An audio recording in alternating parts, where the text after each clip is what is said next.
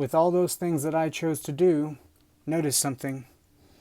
None of those required knowing the future. They simply required love. Jesus says in Matthew 25 that faithfulness brings with what is already in front of us. Kobe and MJ. This is the part I actually like the most. Not because of the names, but because of the principle.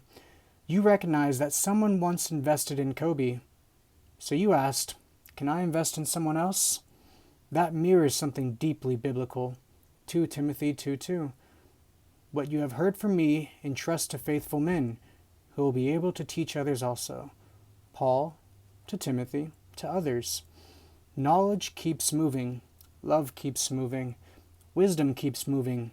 That's discipleship. Even outside formal ministry, the principle remains receive good, then pass it on. Hospitality. One of the biggest overlooked commands in Scripture is hospitality. Not entertaining, hospitality. Romans 12 says, practice it. Hebrews goes even further. Do not neglect to show hospitality to strangers. Why? For thereby some have entertained angels unawares. The point isn't to expect every stranger to be an angel. The point is that we never know whom God has placed in front of us. Why are people hostile towards newcomers? This has existed since Genesis. Cain hated Abel. Joseph's brothers hated Joseph.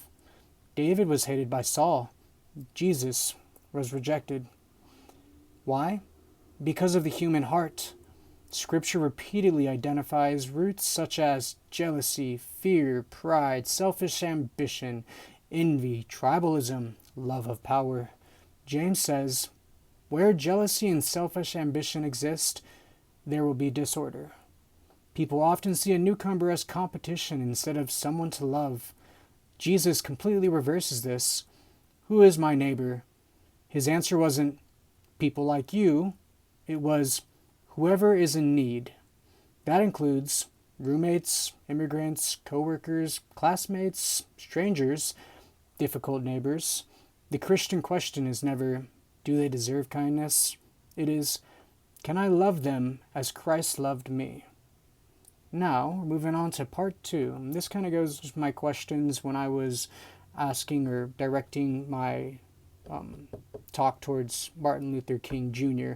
and how his speeches helped me and the anger I was feeling prior to listening to his speeches and more.